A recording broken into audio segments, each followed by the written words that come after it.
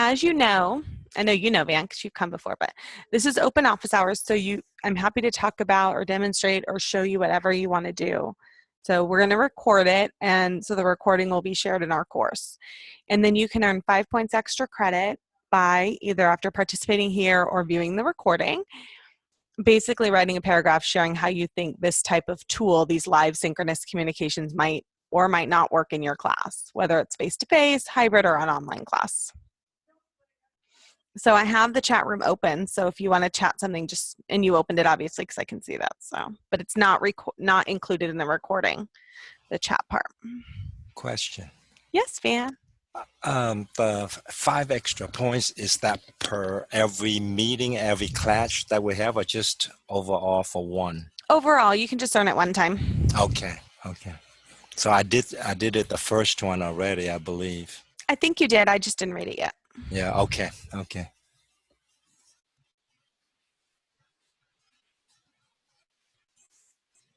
But yeah, I think I saw it in there.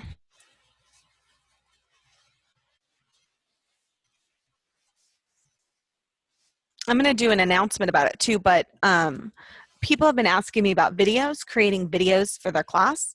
And so about a month ago, I did a webinar for @ONE on Screencast-O-Matic. And this webinar is called Screencast-O-Matic Easy as 1, 2, 3, but it really is that easy, and it's so cheap, even teachers can afford it. So it's like $15 a year. I know that sounds silly, but when I was a teacher, I couldn't afford anything. And I can only afford it now because I don't have to pay for it. So, but $15 a year, I could swing. All those other fancy ones, they want a lot of money.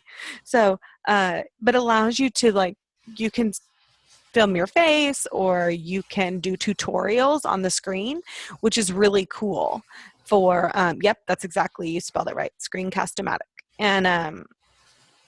And so it has a web-based one where you can video, and then if you have a free account, you can just video your screen and share. And then if you have the pro account, which is the $15 a year, you can do scripted videos, which are super easy to turn into captioned videos. So that's why I like it. But it's one of those fun things to play around with.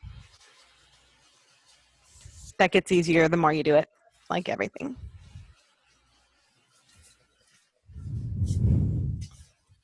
Do you happen to have a website for that? I'm gonna get the exact one because I know I'm gonna type it in wrong. Okay.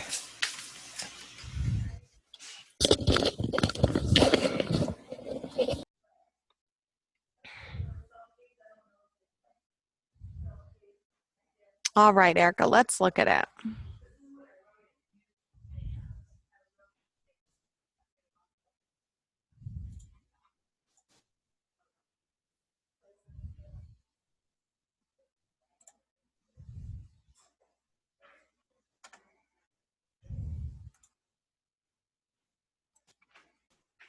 Okay, so the content page assignment from Unit 2, I'm going to show you my sandbox, and then I'll show you how to do it so that you'll know, and then we'll have it in the recording too in case anybody else has a question about it.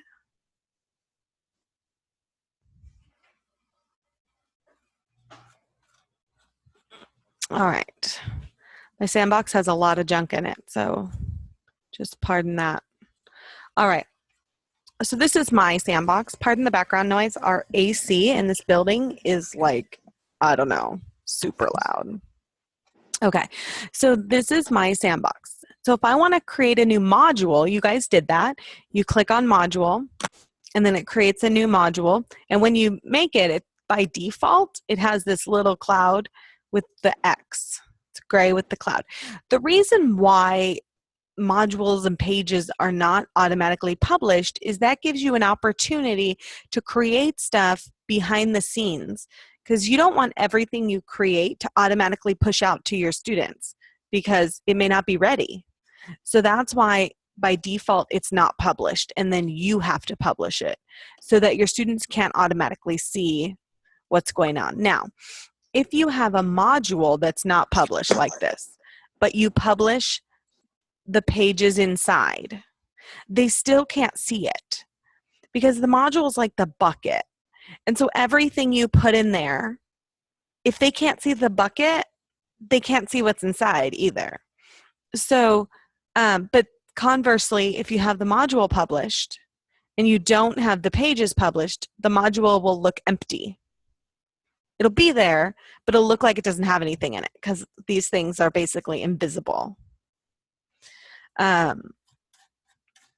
So in your module, once you have, here's a module right here, samples, and you click this, there's two ways to make a page, okay? You can make it from the modules page right here, and then you click this plus, and it brings up this menu. Now, what do you want to create? Do you want to create an assignment, a quiz, a file, a content page, discussion? Well, what we're looking at is content page. And so if you've already created a content page, you can add it to the module by choosing it. It will be here in this big long list.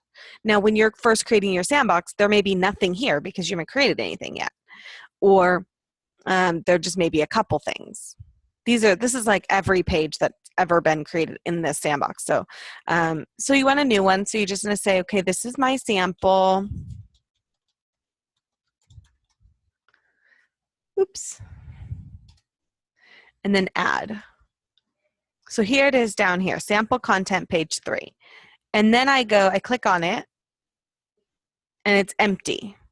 So I click edit, and up comes my rich content editor.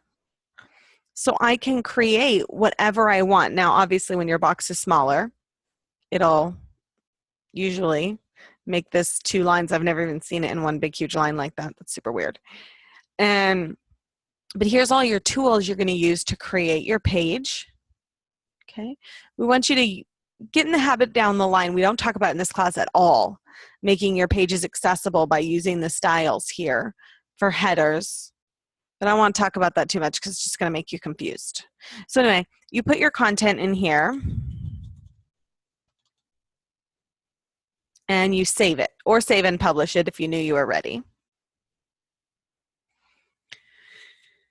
And then when you go back to, come back here, my modules, it's here, and then you can do whatever you want. You can publish it. You can move it around. Within the module, you can even move it to a different module. So the drag and drop is super nice for moving stuff around. Where'd you go? I didn't want you over there. Oh, okay. Yeah, you can come over there. Then, if you have a page that you've created in your pages, so you create them the same way, you go to pages and view all pages because it's going to show me my home page first. And then you just click add page, and there you go, you're starting a new page. So then it's in your list. Let's say we created this one, sample content page 2. Stop it. It's getting away from me. You can add it to a module by clicking add, and then you're going to find it in this list. Sample content page 2. And it adds it to your module.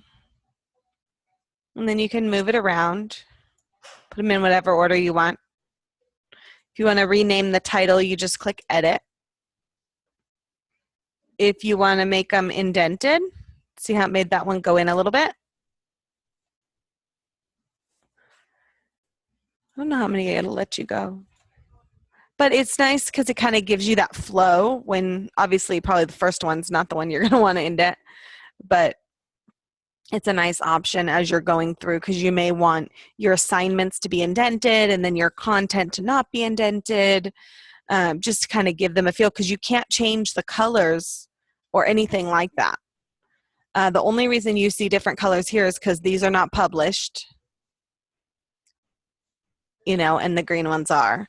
But it's not like you can give them a bunch of visual notification by changing the colors here. You know what I'm saying? So Does that make sense, Erica, on creating the page? Good, good. A lot of people in this class, every class where we do Sandbox, they create the stuff and then they don't publish it. And so you as a teacher can see it because it's your course. You can see everything, even what's hidden. But then if you don't publish it, nobody else can see it. So if you ever want to be able to see what your students can see, down here, you go down to settings, and over here, see it says student view. And if you click student view, it gives you this nice hot pink border. And now you can see what the students can see. And so it's a nice way to kind of give you that visual.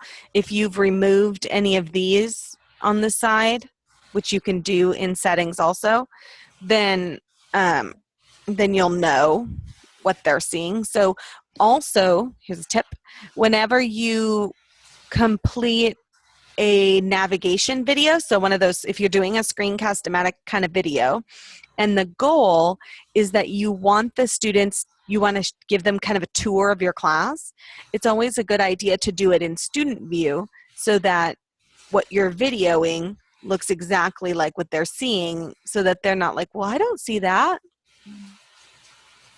I also use Screencast-O-Matic to create short little videos to show people. I actually did one earlier on this exact same thing for somebody else in the class that was struggling with making the page. And so I made them a video in Screencast-O-Matic, and then I can upload it to Screencast-O-Matic and share the link with them. And then they can go view that little tutorial video on the fly. So it's super helpful to students. Or if you wanted to work out a math problem for them, Van, on the whiteboard, but they can't meet with you, you can do it that way and make them a quick little video or something. So there's my little plug for Screencast-O-Matic. Question, Angela. Of course. I recall when I tried to change the orders of my content, I think under syllabus, and somehow I'm not able to change the orders. Did I? The order of these on the side or of your modules? I'm trying to recall, like when I created the content and module, so a certain order goes in that, right? And so when you go to syllabus, I think they reverse the order somehow. Oh, you mean the syllabus, yeah. This down here, the course summary? Right, and then I tried to change the order by going through the editing, but it wouldn't allow me to change the order. No, this course summary is completely 100% based on due date. There is no other way to reorder it. So if you have 5 assignments due on the same day, they will alphabetize. See how these are alphabetized here? But if you don't want it alphabetized, you can change the due date by 5 minutes or something. So you could tell your students it's due at 11 p.m. and make 1:11, 1:11:05, 1:11:10. And then it'll show up in whatever order you want it to here. But by default, and you can't change it, it sorts by due date. Okay. Because part of it looks fun. Like I think when I created according to the assignment, so I have, for example, a sample having students read section so-and-so, section so-and-so, and then quiz number 3, for instance. In the syllabus, it had those 2 reversed. So it's like take the quiz first and then read. And I tried to change it, but I couldn't. So, okay, now that makes sense. So I just need to change the due date, the time. Yes. Basically the time. So it will adjust itself. Okay. Also, anything you add to the calendar shows up here. So if you go, usually this is bigger. If you go to calendar. Okay. And you add an assignment. Let's find one. Those are all like April 28th. So let's make one. I want it to be in my sandbox. And then I'm going to make an assignment.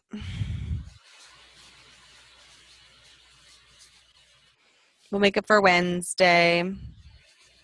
And it's in the correct class. You have to just make sure it's in the correct class. Okay. So now when you go back to the syllabus,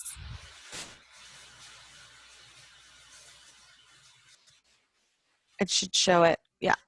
Here it is, sample assignment. And then it goes, see, these are from last year. That's why I'm like, why come it went right there? I was trying to get one that went before it, but it's the wrong year. And so anyway, but anything you put on the calendar also shows up here.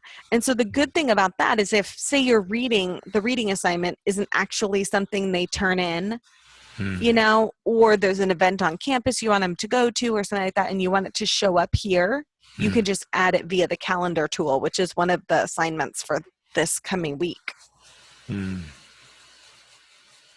But that's how there's two ways to get things into the course summary: the calendar, and then anything that has a due date goes in there.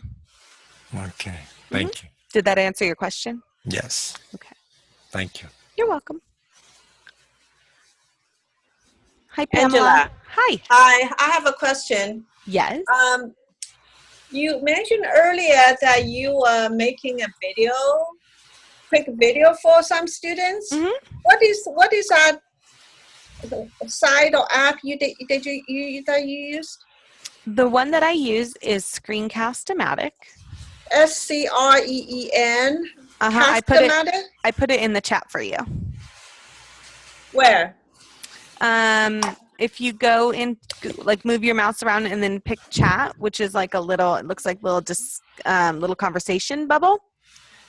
Okay. It'll show you, but I'll show you what the website looks like. Oh, I see. Screen, CAST. Okay. Yeah, look right here on the top of this one I'm sharing, screencast-o-matic.com. Okay. And then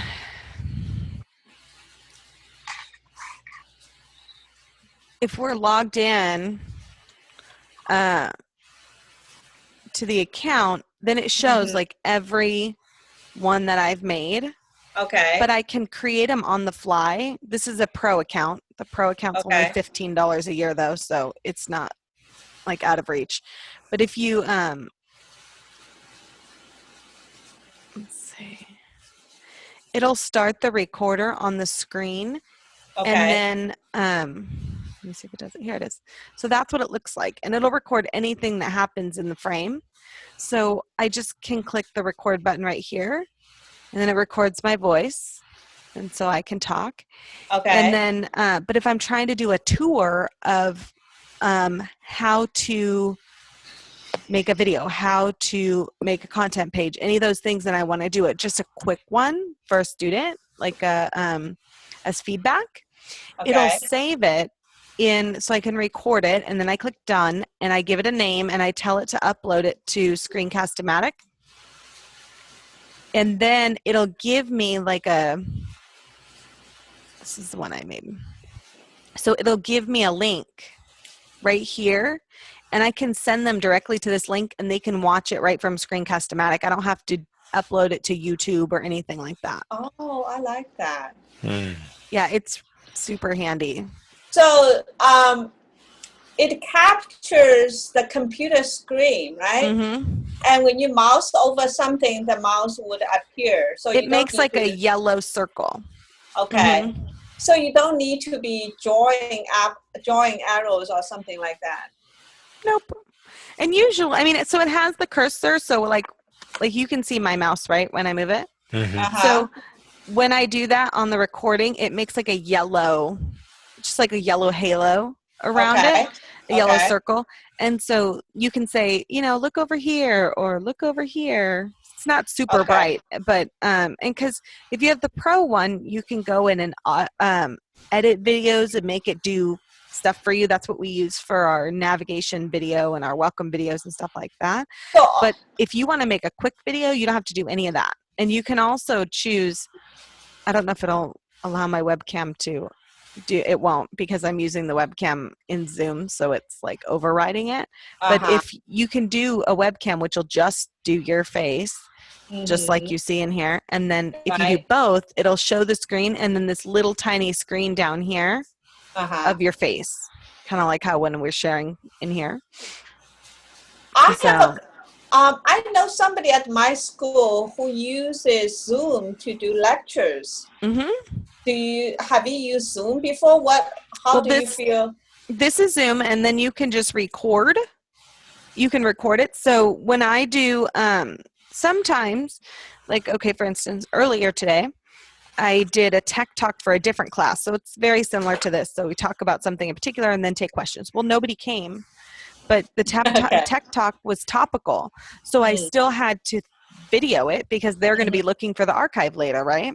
Mm-hmm. So even though they don't come. Anyway, so I just recorded it in Zoom. And I can Okay. share my screen just like you saw and record it and do it that way. So yeah, you can do it that way too. It takes a little longer to upload, and then you have to upload it into YouTube. So if I'm doing a presentation for 15, 20, 30 minutes, it makes sense. But if I want to do like a video comment for somebody and show them how to do something, then I use that Screencast-O-Matic and just upload it to Screencast-O-Matic and give them the link. So Screencast-O-Matic, in terms of, let's say we have a PowerPoint lecture for 15 minutes, which would be more convenient? If you have the free one, okay, the free Screencast-O-Matic, you Okay. can only do 15 minutes. Oh, okay. And it'll have a watermark on it, which I don't think is a big deal. It just says Screencast-O-Matic. Yeah, But okay. the Pro one, you can make the longer recordings. Okay. But the Pro is only $15 a year. So not too bad. no. Okay. So many other things I look at, they're like, okay, it's $300. And I'm like, yeah, can't do that. So you have the $15 one, right? Mm-hmm. Okay. So Yeah. if I want to just try out, I don't even need to pay the $15 one. I can just do the 15 minutes or less one, right? Yep. Okay. You cannot do scripted recordings with that one, and you cannot edit it. But if you just want to make quick videos and stuff, you can. So with $15 a year, you can edit. You can edit, and you could do scripted videos. What do you mean scripted videos? I'll show you. So like you can write a script before you, okay, so when you have the Pro one, even when you don't, you can download the actual desktop app. Mm-hmm. And so it looks a little bit different. It has this, this is the desktop one, that's the website one. This is the desktop one. And so when you click scripted, I can take a script that I have already. Let's see. And I can paste it in here. If I could spell script wrong, right on my side over here. So it'll read it for you? No, but what it'll do is it acts like a teleprompter. Okay. And so I can put the content in here. Okay. And then everywhere where you had like an enter, it makes a new line. And so you can record each section separately, which is really cool, especially when you're doing a long video. Okay. Because then if you mess up this part, you don't have to re-record the whole thing. You record it in like these little chunks. And so then if you mess up on this one, you say the wrong thing or you forget to talk or whatever, anything can happen.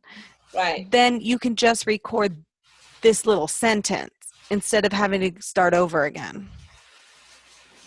So you basically read what's on the screen, and then you can also revise your audio recording. Right. So what I do is I record all the pieces.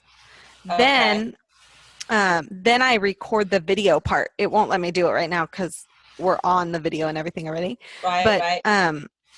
So I record the narration, the audio part, and then I record my screen. Like usually we use it for tutorials. So then we record the screen showing how to make the video, and then it puts them together, and then it has this button right here will come alive, this edit video, and then you can go in and add highlighting and add you can cut pieces out or fade in or fade out. And of course you can do some stuff that's fancier than other things. And so one of the things I use the editing for more than anything is to cut out the gaps when I stop talking. Okay. So, or when I start, like I forget to stop the video when I'm recording the video part, and then there's no talking, and then there's like I'm not doing anything on the screen. So then I just cut out those pieces so it becomes more seamless, you know, and not with these big gaps. But I'll tend to, when I'm doing these sentences, or sometimes I'll make them even longer, but then halfway through I'll trip over what I'm saying, and you know, then I could just start that section over. I don't have to start the whole video over, because that would totally happen to me at the end of a half-an-hour video. So you don't have to say everything, let's say on number 4, you don't need to say everything in there, or you can add things to the content, correct? Right. So once you, when you're trying to create captioned videos, so I like to do scripts because it's easier for me to remember, and well, because I don't have to memorize it. And then I can copy and paste my text. You can actually save it with captions in Screencast-O-Matic, but they become a permanent part of the video. So we like closed caption, where you can turn the videos on and off and you can edit them in YouTube. So for that, I just use my script, which, let's see, looks like this. It's just in Word. And then this is the content, and then I just paste it into YouTube. And then it matches it up with my words, and then it's all done. And then I just fix it if I said something else. Like sometimes you'll say the instead of a, or you'll say, you just change little things as you speak, even though you're reading from a script. That always happens. So for YouTube caption, you actually need to write down what you said. You can allow YouTube to auto caption for you, but it is not accessible. Because, and the reason why is because auto captions are okay. I mean, sometimes they're okay, and sometimes they're really bad. Right. It depends how good your microphone is. It depends how good your sound is. It depends how you articulate different words, and it'll mess it up. Yeah. I mean, I've watched some with auto captions before, and the audio sounded great, but the auto caption was still screwed up. So I don't, like, I could understand just fine. I don't know how come the computer couldn't understand. Yeah, but you know, I mean, uh-huh. if you've ever talked to Siri on your phone, she's an idiot. She doesn't know what you're saying. So, I mean, you know how it is. They just can't pick up everything. Right. No matter how clear you speak. So that's why the auto captions are not accessible. So you can edit auto captions, and then they become no longer auto captions because you fixed them. Okay. So, and there's tons. YouTube has tons of tutorials on how to do all those different fancy things. So I can do way more things with YouTube now than I could when I started here. Okay.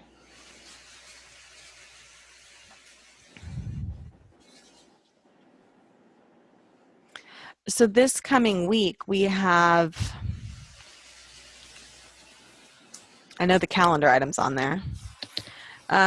Create a discussion, calendar item, the discussion on communication tools. I think that's it, right?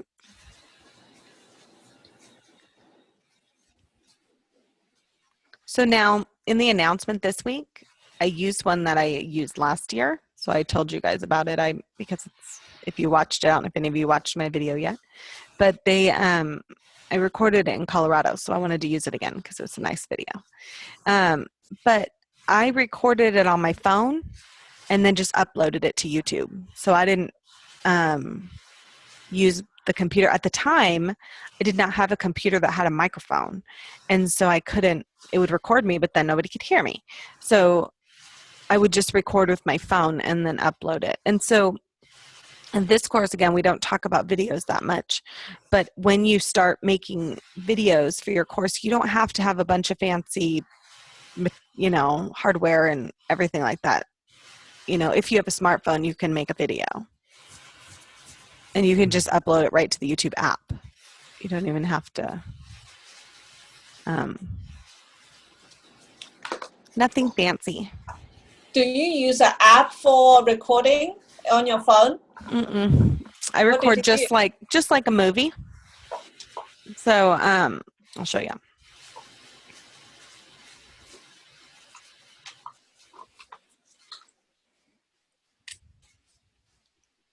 My phone won't wake up. It decided to take a nap. All right.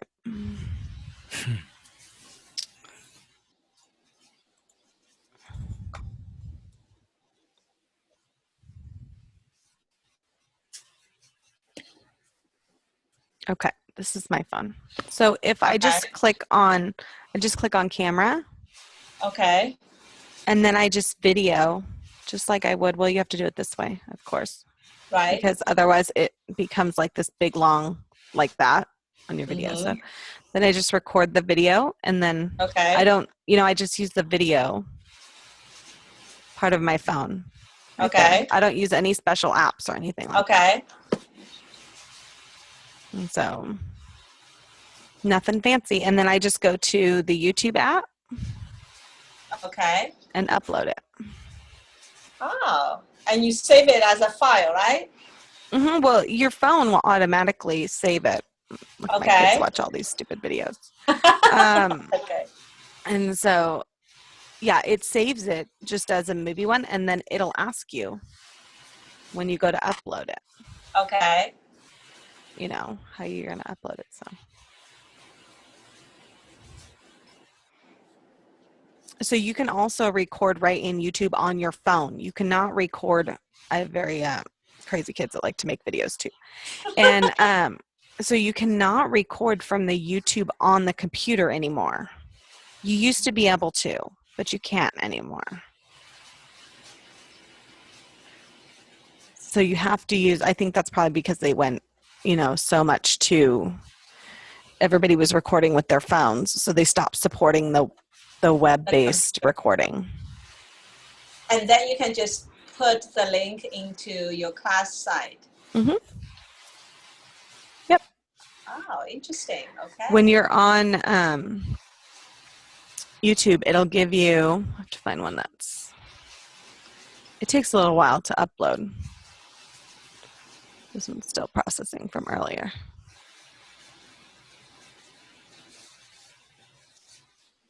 When you click on the video, it has right here, it says share. Oh, I'm not even sharing, so you can't see anything. Okay. So when you click on your YouTube video. Okay. And then you click share right here. It gives you the URL for your video. Okay. And then you can just put it right into your Canvas course. Now, if you just have an audio feedback, let's say I graded an essay and I want to talk to the student, because sometimes written comments they are harder to capture what you want. Of course. So you just want to make an audio file. What's a quick way to do that? There's two ways you can do it. I don't know if I can show you in a sandbox. Maybe. I think there's a. Okay, this is obviously there's no assignment submitted because I don't have any students in my sandbox. But right here, this little microphone, speech recognition, does you speak into it, and then it records it. It's not going to do it because I'm using the other one. So, and then it just transposes it. So of course it's going to be as good as Siri, and then you can create a little video here. Or audio comment right here within the speed grader. You just have to allow the camera and microphone access. So if you watched my recording or my announcement from Friday, that's the one I did in Canvas on the fly. I didn't upload it into YouTube for that one. And then, but you can do it right there. Also, when you're in, come on. Doesn't want to play with me anymore.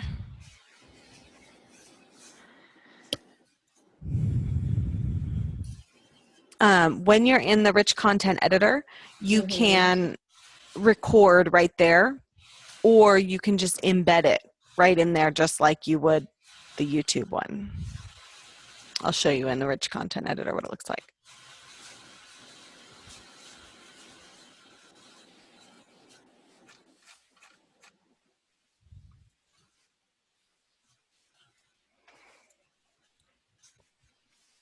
All right, so when you're in there, this little film strip Okay. allows you to record media right in your screen, just like that did in that rich content editor.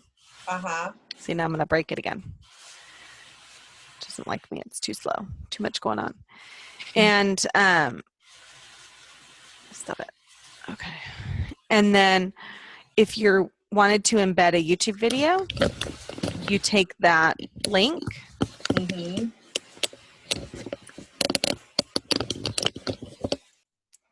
And you just put it in there.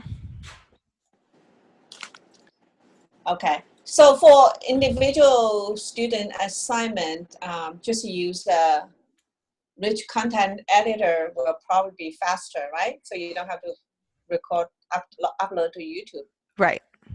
Mm-hmm.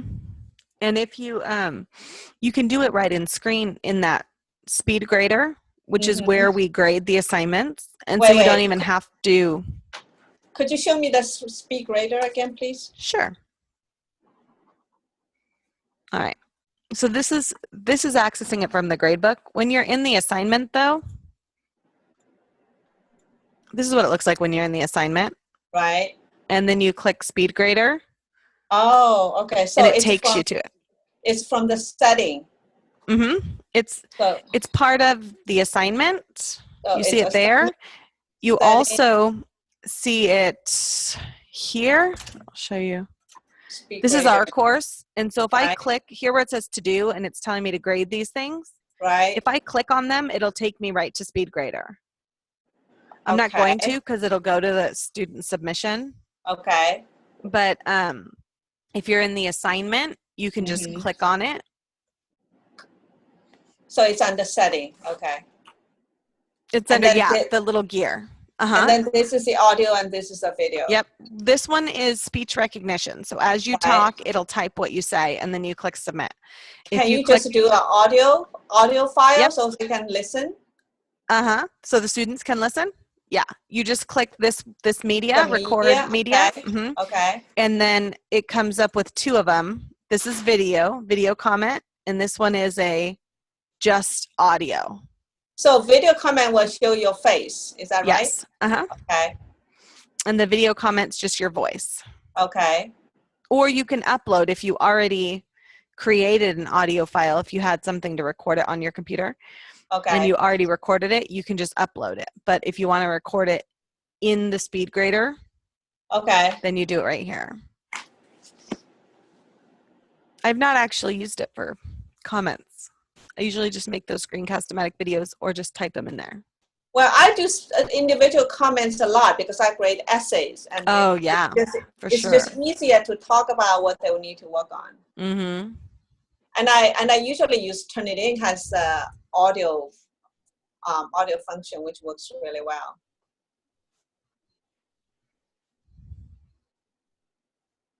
Yeah, it has a lot of options on that. Okay. Now, for students, I'm just thinking, like, it took me a while to get used to Canvas, and I'm not totally new to online learning or teaching. So it will probably take a while for students to get familiar with the system. Do you have any orientation for students before they start the class? Well, Canvas Guides has a lot of stuff for them. And so just like we do these, is this your first online class? And it talks about the online student readiness tutorials. Okay. That's a good option too. Yeah, I will probably the first few days, we need to have students go over these things. Yes. And so we usually do that at the beginning of the class. Okay. And have students go through the online readiness tutorials. And then we always have a welcome video in our course that teaches them about Canvas and how to navigate the particular course. So that this video that was at the beginning of the course talks about navigating this course. So we make them for all of our courses so that we give them a customized feel for how we set up the course. Because every teacher is going to set up their course different. Right. So is every teacher making their own individual videos to familiarize the students to the system? Well, what we do, Canvas has lots of videos too under their Canvas guides that we link to in here, and then you can even get to them just by going to the Canvas guides. Okay. And so it has all these videos for the students. They have Canvas guides for teachers, Canvas guides for students, Canvas guide for administrators. And it helps the students to get familiar with it. And then we create that navigation video is created for Introduction to Canvas. So every section has the same video because we don't change the course. Okay. And once you make an introduction video for your course, semester after semester, you don't have to remake it, especially if you don't say things like, welcome to spring. Okay. You know, then you can reuse your video. Right. If you are just basic, you know, just basic overview. And if you don't change your course a lot, obviously every time you teach, you're going to change a few things because you're going to find out what works and what doesn't work. Right. But if you don't change a lot of things, you won't have to make your video again. Yeah, I'm just thinking if Canvas has a universal one, and then I'll just add my own specific section, that'll be easier. Right, exactly. And they do have that. So. Do you have one to recommend to put on my first homepage? I would just look at the go to Canvas guides. I just typed in Canvas guides and it takes you right to it. Okay. Wait, let me go back. I want the video ones.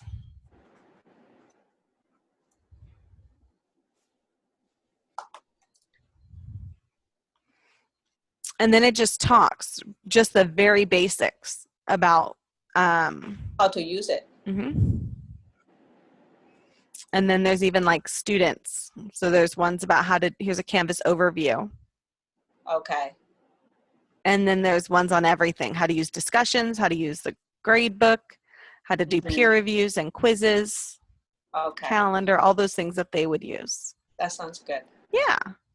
So I have another meeting at 4, so I'm going to have to cut out of here in a second. Yeah. Did you have any other questions, Erica? Pamela? No, you answered a lot of my questions. Thank you so much. I'm learning a lot from you. Thank you. Look in the week 0 Canvas Klatch, and it has a link to the extra credit. Okay. Any other questions, Pamela? No, thank you. You're welcome. Have a great day. You too. Bye-bye. Okay, bye-bye.